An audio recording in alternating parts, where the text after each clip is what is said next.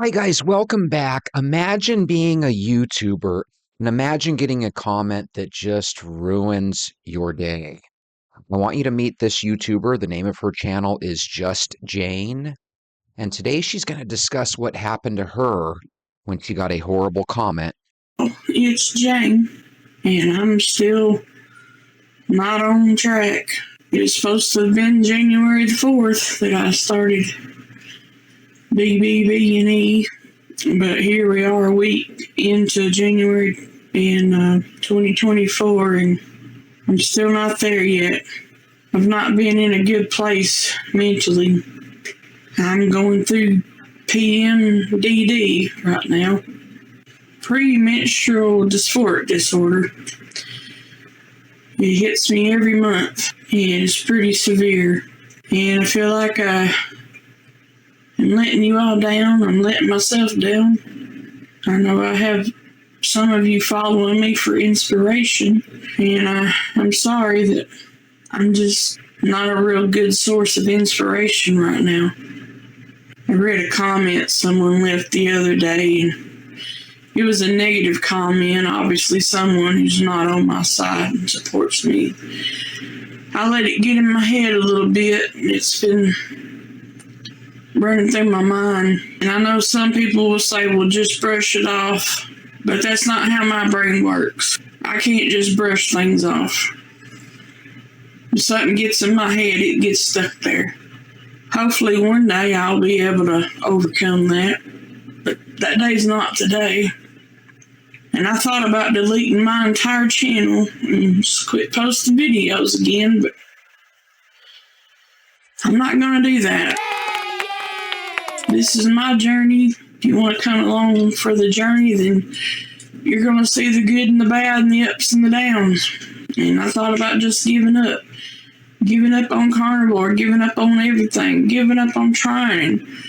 I know I've made promises that I will never give up, that you'll never see me give up. And it's been several years that I've been doing this. And it just feels like I'm just on an endless roller coaster that I can't get off of. Always going to be one step forward and two steps back. And I want you to know I appreciate all of you who have been nothing but supportive. You're just wonderful people. And as much as I All right, so where do we begin with this one? The first thing I'd like to let you guys know is sometimes we think that we've got these magic words to say to people, and they almost always come out wrong, and you end up making people feel like crap. So before you speak and say all these great words to people, right? Think about what you say because you might make somebody actually want to quit. And that's horrible. So this is Janice Thorison. She says, please don't let one negative person derail you. They have to put someone down to make themselves feel better. You're strong, and each test you overcome makes you stronger. Jane, my prayers go out for you, one step at a time. You are amazing, and don't let any dumbass try to tell you anything different. And Jane, I totally agree. You got to just kind of take those comments with a grain of salt. and as much as I need the positive comments right now, that one negative one is just going to throw me off track. Because you don't know what it's like to walk in my shoes. And if that's all you've got to do to make yourself feel better is to leave a negative comment on someone's channel who's struggling, and I just, that's just sad for you. I don't know, maybe I should just give it up and hang it up. I mean, what's the point anyway? My quality of life keeps diminishing over time. My sleep apnea has come back for the first time last night, and I hadn't had that problem in several months. I guess it's about the journey and not the destination. I just feel very weak and vulnerable right now, and I'm not the only one hurting. There's a lot of people hurting. There's a lot of people hurting way worse than me, and I know that. If you go back to the root of carnivore, it's eat meat and drink water. I went off the rails over the holidays, but I am going to go back to what was working for me before that. And then I had a tea with half and half once a day. That was my bridge that helped me cope with my addictive side of myself. I would wake up in the morning. I would take care of my fur babies. I would hydrate myself, take my vitamins and supplements of iodine and D3 and K2 and such, and work in my house. And I would clean and do laundry and dishes and whatnot, and trash, this and that. And then I would get hungry, and then, I would eat. And then in the afternoons, about 1 or 2 o'clock, I would rest, and I would have me a tea with some half and half, and that was kind of the highlight of my day. It's interesting, but it's true. I'm a big fan of sweet tea. And a lot of times at the end of the day, when I'm watching TV before I get ready to go to bed, a lot of times that glass of sweet tea really did kind of make my evening. So when Jane here is describing that she likes her tea with her half and half in it, which I didn't know people put half and half in tea, but if that's something she enjoys and that's her one highlight of the day, sometimes people need their one highlight of the day. So I can totally see where she's coming from. I wasn't necessarily restricting myself during that time. If you don't really have like a physical health need to restrict yourself, like, why are we doing this? Is it just trendy? Slow and steady wins the race, and I'm off like a herd of turtles in 2024. I'm off like a herd of turtles, and I have to stop with this impatience and this mind frame of quick results. I just have to do slow and steady. So my new game plan is I'm just doing carnivore. I'm just doing carnivore with limited dairy, and that's all there is to it. Carnivore with limited dairy. I know that will work for me, and it may take me a little bit longer to get to my goal, but at least I will get to the damn goal, It's all in my head. It's all a mind game right now. I remember the first time I ever did carnivore. I went to my local grocery store and I bought like 10 pounds of pork steaks. Oh gosh, I probably cooked up 5 pounds of pork steaks. And me and my partner, we just ate that pork. But we kept it simple, and I didn't think about all this other stuff. So I just think you just have to keep it simple when you start. I mean, I guess it's the way we are as humans. We want to complicate. We want to complicate everything. Sorry, I'm drunk. And All right. And sometimes when we're a jerk to people, we lead them to drinking. So I don't know if you guys heard that, but it sounds like Jane's had a couple drinks tonight, which, again, sometimes when you stress people out, you lead them to the bottle. So think about what you do before you do it. One of her faithful followers, Shay Wolf 305, says, Jane, I think you're doing fine. Very inspiring how you're pivoting into what works for you and not giving up on yourself. That's how I do it. For me, it works to start out ketovore, and as I get more steady and comfortable, then I tweak things up as needed. You aren't a failure. Never ever give up on yourself. I think everyone appreciates your honesty and sharing your struggles. It can be the thing that helps others. Also, I'm sure we will all help out with any negative commenters. So again, if you're somebody positive that likes to leave positive comments and you see somebody leaving awful comments, maybe let them know about it. I think the one thing Jane does have going for her is it sounds like she has some subscribers that really do care about her. So that is a positive, Jane. because I feel like, I do feel like a failure, like I've let people down, but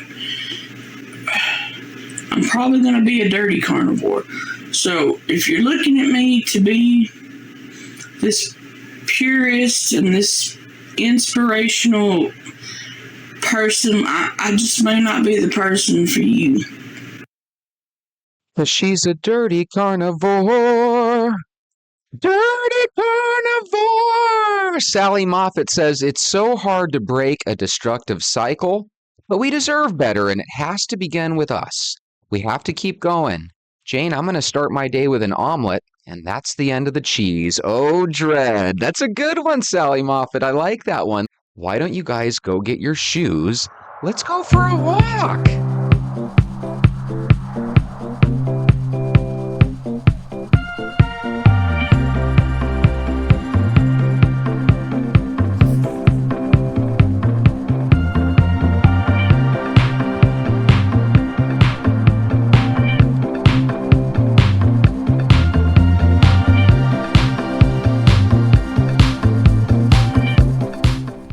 Good morning, Venters. I hope you guys are having a happy start to your day. I got a story here that I heard that I thought was both interesting and a good story. But despite it being a good story, still a little interesting and a little odd. I'm sure that we've all heard over the past couple years about these flesh-eating bacterias that are resistant to antibiotics and stuff. And they can be pretty scary because they can take a young, healthy person and they can kind of put them in a situation where their life is at risk pretty easily and pretty quickly. So check this story out. Beatrice Johnson nearly died from a flesh-eating bacteria that basically ate the tip of her nose. She fell ill with an upset stomach about 6 months ago. And doctors at Turnbridge Hospital in Kent, England, said that the 60-year-old woman was in septic shock, and they told her three children to come and prepare to say their goodbyes to their mother. In a last-ditch effort, they decided to put sodium bicarbonate in her IV drip. Sodium bicarbonate is baking soda, and apparently it's considered an alternative to dialysis. Would you have ever known or thought such a thing? So apparently baking soda is kind of a miraculous substance that we've been dealing with for our whole lives, right? When the doctors and the paramedics found her at her home before she went to the hospital, she was struggling just to even walk upstairs. And they were struggling finding any blood pressure. She had very low blood pressure. They were surprised that she was even conscious, right? Scans at the hospital revealed that she had gone into kidney failure, and the condition on her face was known as necrotizing fasciitis. So after 47 days, she was able to finally go home. And I just thought that was amazing. Here's a picture of her nose. What do you think of that? That is crazy, huh? But I'll tell you what, although nobody would want to live their life without a nose, right? I think if we all had moments to decide, do you want to live or do you not want to live? Especially if you had 3 kids and you probably got some grandkids too, right? All of a sudden you're like, you know what? I think I can live this life without my nose, you know? I don't know about you guys, but even though I would definitely not want to live without my nose, I think it's one of those things where at the age of 60, I think we can all agree the nose is not as important as it might be to somebody in their 20s or 30s, right? I think if you absolutely had to make it a decision, do I want to live without my nose or do I want to leave the planet and my children behind? I think most people would decide to live without the tip of their nose. And who knows, with science and different plastic surgery procedures, they might very well be able to graft on another nose tip for her, or who knows, they might be able to take the tip of her thumb or something and create a new nose for her. But what are your guys' thoughts on that story? Whenever you have stuff that is resistant to antibiotics, that is real scary.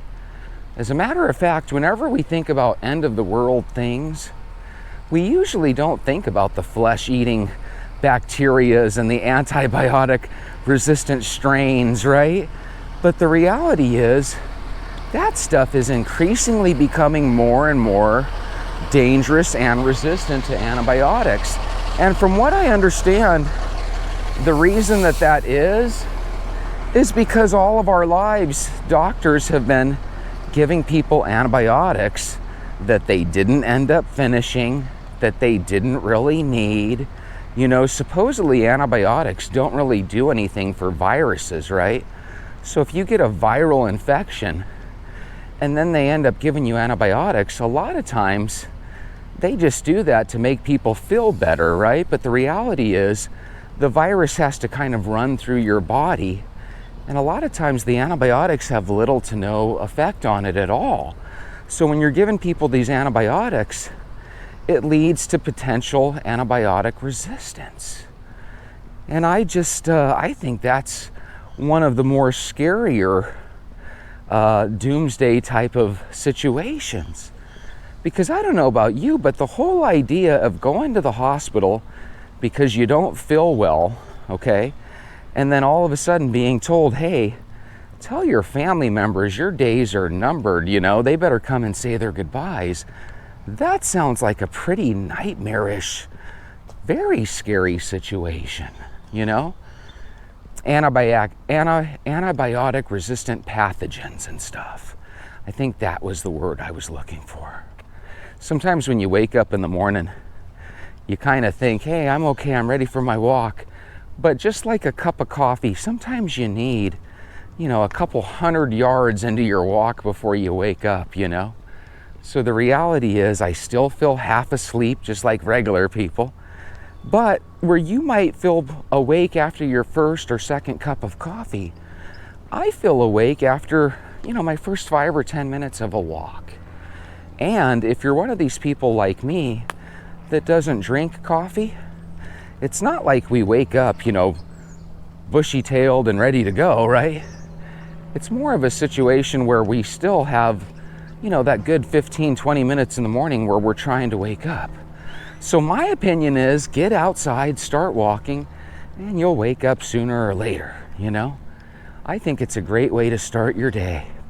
By the way, I think what's happening the last couple of weeks is I think we're starting to have certain people that have made up their mind that, hey, it's too hot outside. I'm not going to be walking this time of year. And I can understand where people are coming from. But here's the problem.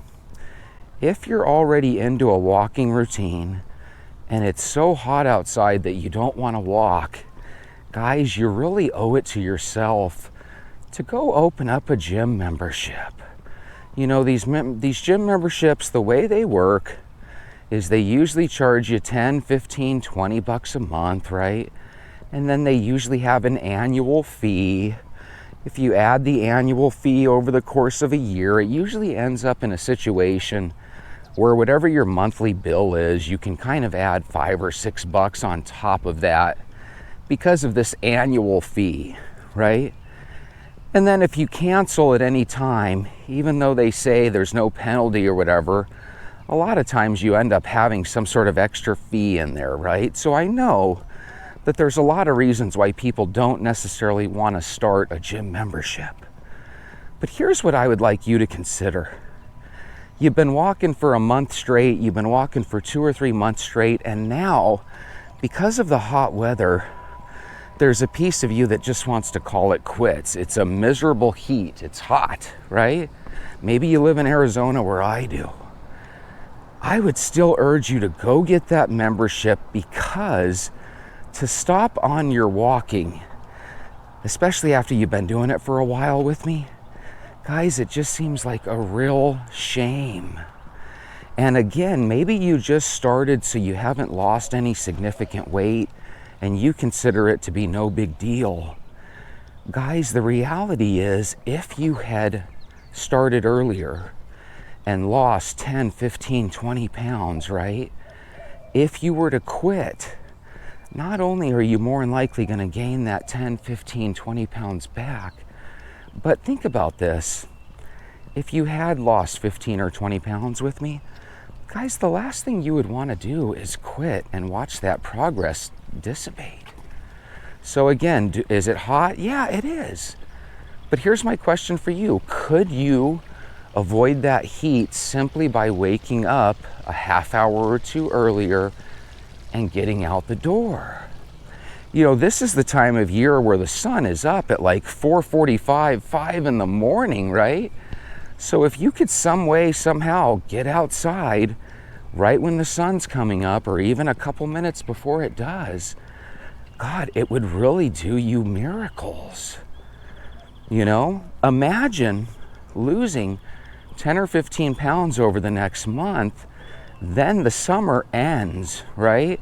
And all of a sudden you've got this beautiful fall weather that's 10 or 15 degrees cooler as we head into the winter.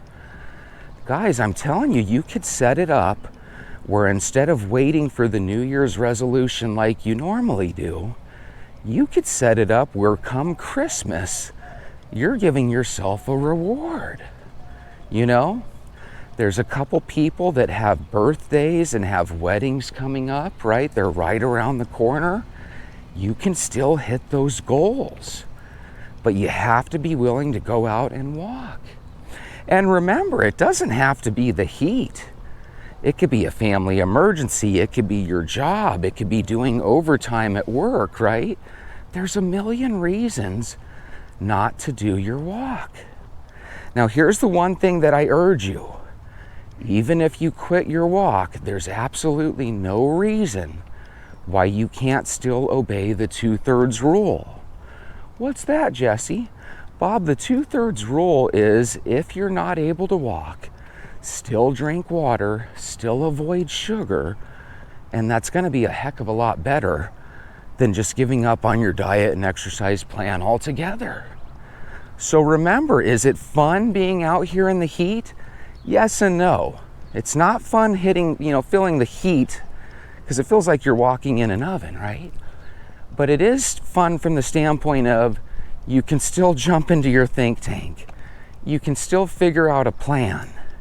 One of the things that we can do when we're contemplating a gym membership, right, is we can jump into our think tank and we can say, hey, are there any alternatives to a gym membership?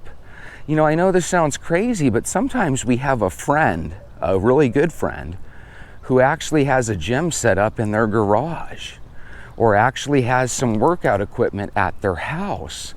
If you have one of these affluent friends and they're a legitimate friend, call them and see if it's okay if you come and exercise with them.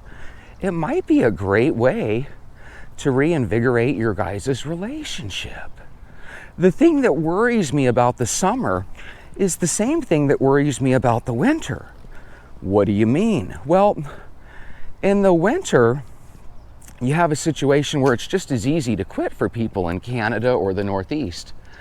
You see this little mini library here? We've walked by it before. You know what's interesting that I thought about the other day?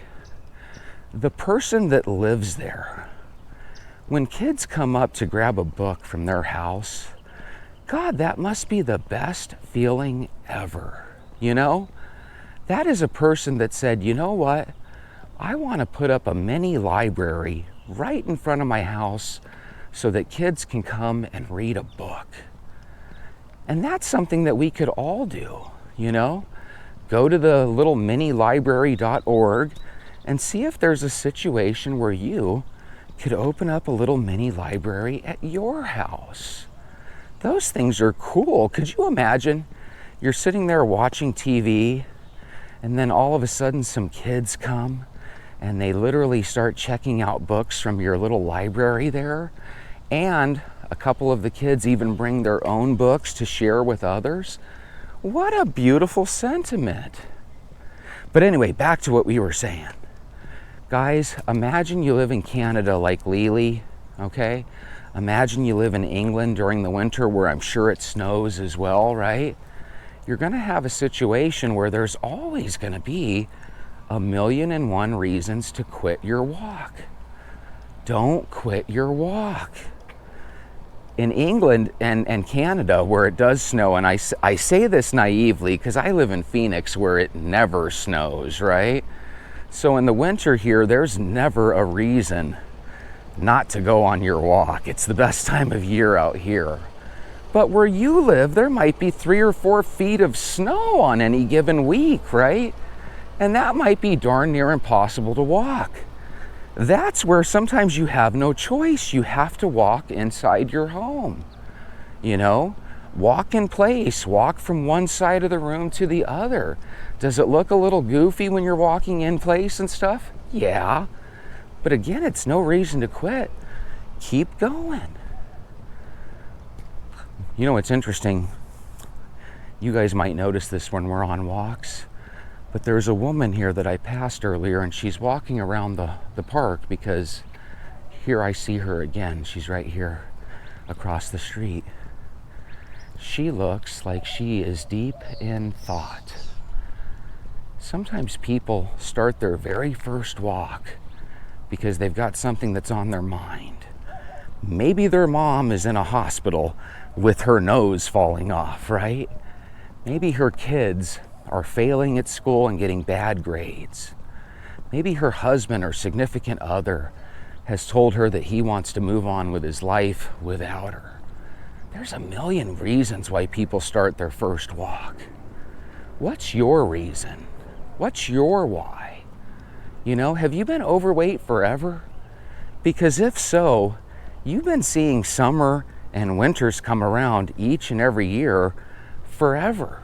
There's always going to be a reason to delay your diet and exercise plan. And more importantly, there's always going to be a reason to quit. You know, I try to look for the positives in things.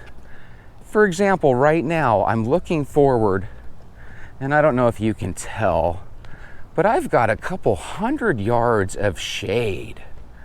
When you're in the shade in Arizona, it's 100 degrees in the shade, right? It's pretty warm, but it's always 10 or 15 degrees cooler than in the direct sunlight. Sometimes if you can just find yourself a nice shaded path, sometimes it makes that walk that much easier. Now, I always tell you guys, find different pathways through your neighborhood because different pathways equates to different walks. You could have one walk through a real pretty patch of your neighborhood, and it might be twice as enjoying as walking through an uglier part of your neighborhood, right? So when it's hot like this, we don't look for the prettiest or the ugliest part. We look for pathways where there's the most shade. And it seems like I found that pathway, so maybe for the next couple of days, I'll go this route. I'll tell you what really excites me. What really excites me is that for as hot as July is, we actually had kind of a mellow June. At least I felt like we did for the first half of June, right? So we're done with June. We're almost 2/3 done with July. And while August is still very warm here in Arizona, it's usually on average a degree or two cooler than July. So the reality is we're going to start getting a little bit cooler in temperatures. And you know what else is interesting, guys? I believe this is day 32 of our walk. We already finished one 90-day program, and now we're officially 1/3 done with this second 90-day challenge. So even though it's hot as heck, right? Even though sweating is not the most fun thing in the world, we're already almost halfway through with the summer. It blows me away how fast time flies. And if you guys can stay active and find a way to kind of power through the summer, I promise you, things are just going to continuously get easier and easier. So don't give up, keep going. I don't know if you can see that couple behind me and across the street, but it's really weird. It's really weird when you see a couple and they just kind of look disheveled and stuff. In the past, I never ever would have thought anything of it. And when I mean past, I mean 5 or 10 years ago. But the last handful of years, we have this kind of portion of society that's kind of zombied out. And I don't know what it is about these various people. I know obviously some of them are homeless or what have you, but I just feel like you can tell which people have drugs and alcohol in their life versus which people that don't. And don't get me wrong, there's plenty of straight-laced people that you would never know they have a drug or alcohol problem, right? Because there's a lot of people that are functional alcoholics, and there's a lot of people, believe it or not, that are functional drug addicts. So you could have somebody that's working right next to you at work that's a complete drug addict and you would never necessarily know. But it seems like we don't have enough people that are able to hide it anymore.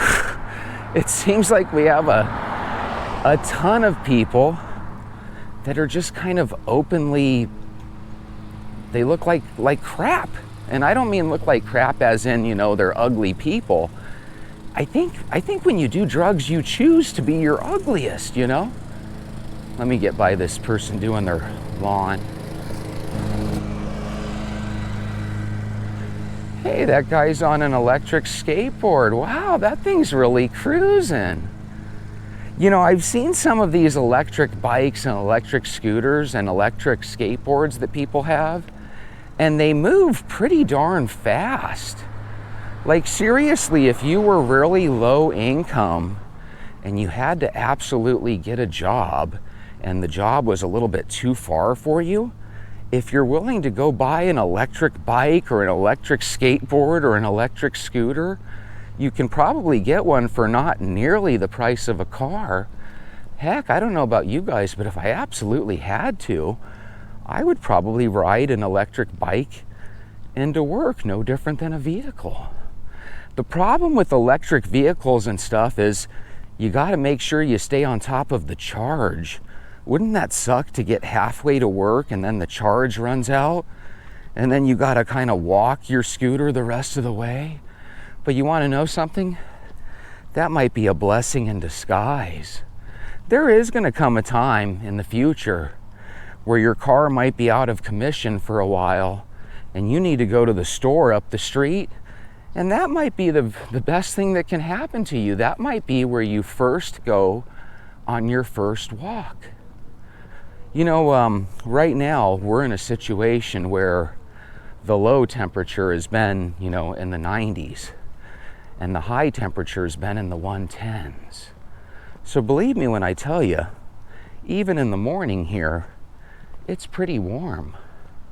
But I'll tell you what, 90 degrees feels a lot cooler when the high temperature's been 110, 115, 120. All of a sudden, 90 degrees doesn't feel so bad.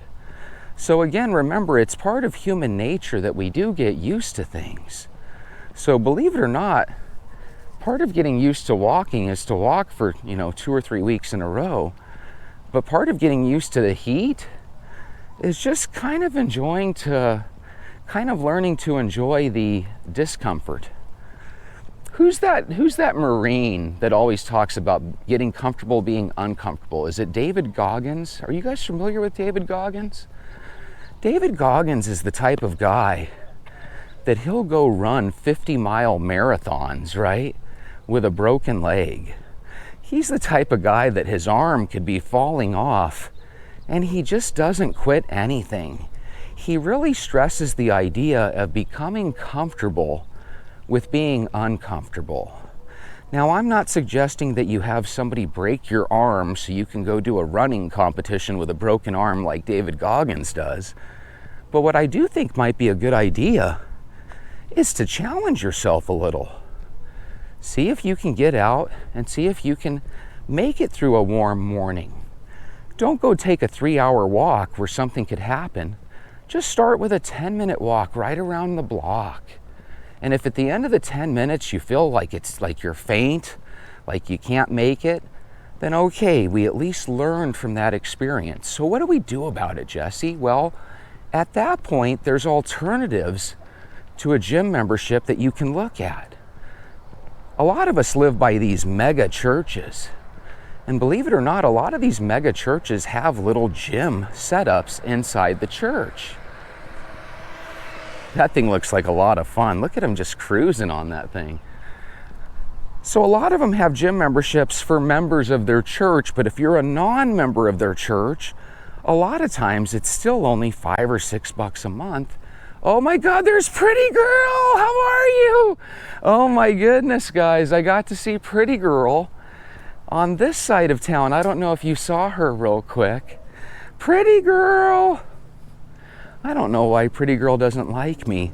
I've actually had a lot of situations in my life where animals have kind of come up to me out of the blue. Oh my God, Pretty Girl took off. She's way down there by that second dumpster. Pretty Girl! Hi, babies! So I'm one of these guys that, you know how dogs a lot of times can tell? You ever have your daughter bring a guy in the house and the dog starts growling at him? And it's almost like the dog knows instinctively, this is not the coolest guy for your daughter, right? Well, I'm one of those guys that usually when I come into a house, right, for the first time, usually pets love me. They'll come up to me, and don't get me wrong, I've met some German Shepherds that have some pretty gnarly growls, right? So it's not like I have every animal that likes me, but usually animals get a good vibe from me. If you're the similar way, let us know down in the comments, because I think there's something to that. Animals legitimately can tell when you've got something negative going on, right? And if you're aggressive or you're coming across in the wrong way, they have a real way of sniffing that stuff out, you know? And I'm one of these guys that usually animals love me. One time I was golfing and a duck came out of a pond and literally walked right up to me and let me pet it. Guys, that was such a magical moment. I've also had a situation where a baby jackrabbit bounced up to me, and it was about the size of a little, I don't know, it was about the size of a good size egg. It was very, very tiny. And I wish I could have taken it home and nursed it back to health or whatever. But I didn't know how to do that back then. So what I did was I walked it back across the street to the field where it came out of, and I kind of put it back. Did it probably pass away? Probably. I try not to think of it. But the point is, I wanted to let you guys know it's really neat when, you know, when animals come up to you out of the blue. But if you guys have any situations like that, where maybe you found a bird on your back porch that was injured and you nursed it back to health, let me know. I find those stories really neat. Very, very neat. You know, it's interesting, right when I walk out of my home, I can feel the 2 or 3 degree difference.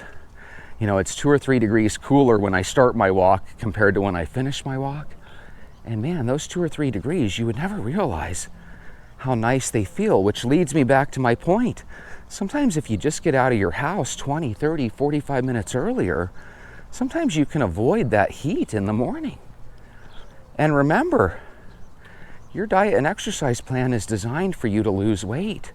If all of a sudden you lose 10 or 15 pounds, there's a good chance it might naturally feel 2 or 3 degrees cooler, you know? I'll tell you where I notice it in the winter. When I lose 10, 15, 20 pounds, all of a sudden in the winter, I don't have that extra insulating fat around me, and it gets freezing cold. Now the good news is, the last couple of summers, I was able to go to malls and buy some really nice heavy jackets on sale. So I'm totally ready for the winter this year. I'm always ready for the winter. I don't know about you, but the summer, no fun. Hey, good morning. Good morning. Ooh, that dog looks stronger than its owner. Sometimes you have situations like that where dogs might seem a little overexcited to see you. God, you got to be careful. I hear mailmen are attacked by dogs every single year in this country, right? That would be kind of a crappy day, wouldn't it?